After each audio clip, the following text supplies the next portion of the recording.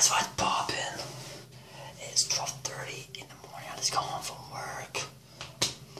I got a bad video for you guys, so I gotta get So smash the like button, subscribe. I was gonna do a Green Reaper one. If you guys ever heard of the Green Reaper, he's like the cartoon Green. Oh, I forgot what the cartoon was called. I used to watch it when I was a kid as a Green Reaper. He's a skeleton with a black cloak over him, and he holds a freaking pointy sword thingy. Oh, I was gonna do that, but I'll do that video later today. I'm gonna get up before I go to work, or tomorrow. Because I was gonna do it in this video, but I'm gonna do another one. I'm gonna do another one. This one just came up. You guys ever heard of? I type fast. Bathsheba. That's an Annabelle doll, so that must be Bathsheba. Creepy, so I'm gonna do that video. So I did the Grim Reaper one in my next video. So smash the like button, subscribe. Let's get it.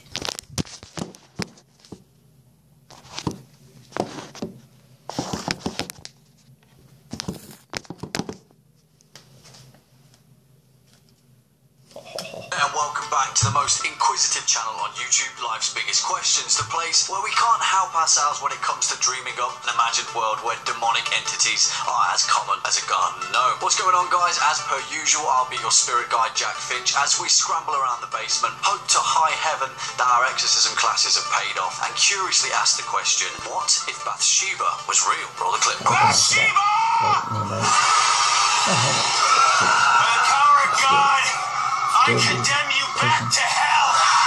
Before we slide on in, you know what's up. Hit that thumbs up button if you're a fan of this video, Ed and Lorraine Warren, the Conjuring universe, or just LBQ in general. And if you'd like to stay up to date with our latest and greatest uploads, then be a dear and ding that subscribe bell for your daily dose of big bad questioning. On with the show. Bathsheba Sherman, the evil spectre of the devil-worshipping witch who reigned throughout the 1800s, is tied vicariously through local legend, horror cinema, and factual historical evidence to the haunting in Harrisville, Rhode Island. She makes an absolutely terrifying antagonist for the 2013 horror film The Conjuring, written by Chad and Carey Hayes and directed by James Wan, which left audiences lingering with a prominent sense of dread and a reignited curiosity for the macabre world of New England folklore. Witches, both through legend and modern interpretation, can be spooky, right? Take the Salem witch trials, a mirror between two worlds, the factual study of mass hysteria and a peculiar insight into the occult. Two separate entities divided. We sleep soundly at night with the cold, hard cap of logic. For the most part, we can rest our laurels on witchcraft and demonic apparitions being the stuff of fiction, a story to scare children into behaving. But what if Bathsheba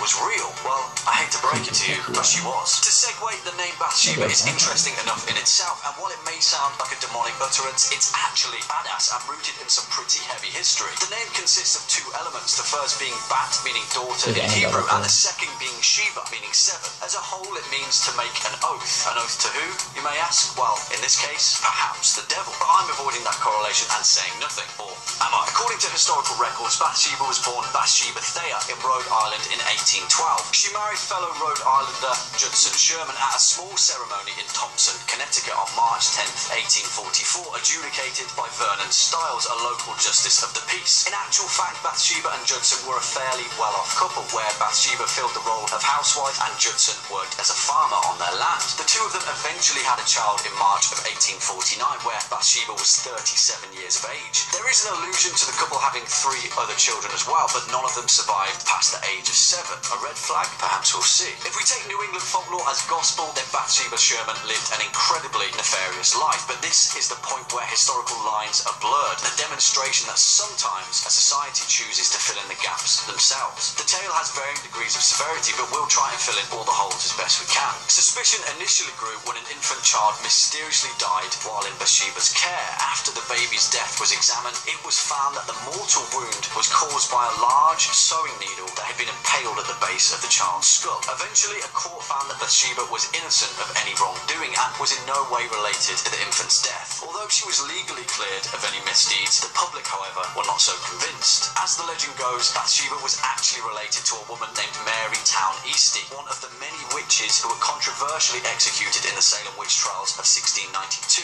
and this bloody ancestral tie was never forgotten by Bathsheba. A week after she had given birth to her baby son, her husband Judson caught her in a twisted and vile form, a spectre of the woman that he'd married, while attempting to sacrifice their baby to the devil himself. Exposed, Bathsheba climbed to the top of a tree outside the family home, cried into the night sky, proclaiming her love for Satan, and cursed all those who would ever step foot on a desecrated land. She then hung herself from the tree, but supposedly her spirit lingered on. On that point, it is interesting because historical records show that the Sherman's farm, known as the Old Arnold Estate, actually had a very bloody, mysteriously murderous past. According to Andrea Perron of the family that later lived in the house, 8 generations had lived and died in the Old Arnold Estate prior to their arrival. As the Black Book of Burrellville shows, the town's public records book, over the span of the property's history, there were 2 suicides by hanging, 1 suicide by poison, the rape and murder of 11-year-old Prudence Arnold, 2 drownings, and a death of 4 men who froze to death. Is this bloody history down to Bathsheba's curse, or just mere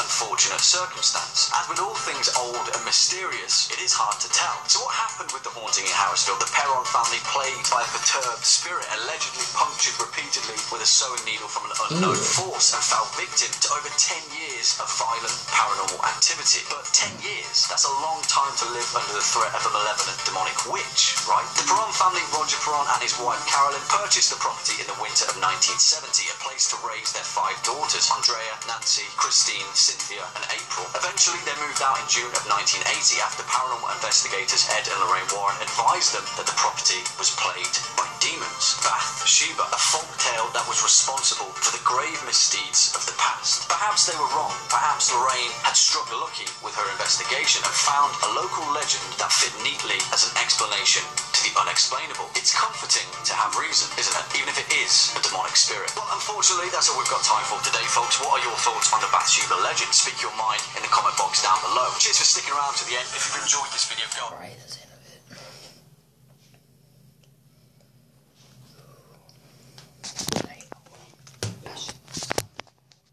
Listen, you learn so much by these videos. I'm making for you guys. It's scary at the same time. I'll do an info videos sometime, so let's see what I can do. Hope you guys enjoy it. Like the Grim Reaper one will be coming out later on, and my next video later. Probably when I get up before I go to work.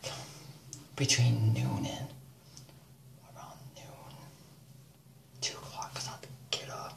I'll probably get about 2, because I have to go to work a little after 3, so smash the like button, subscribe, and I'll see you guys in the next one.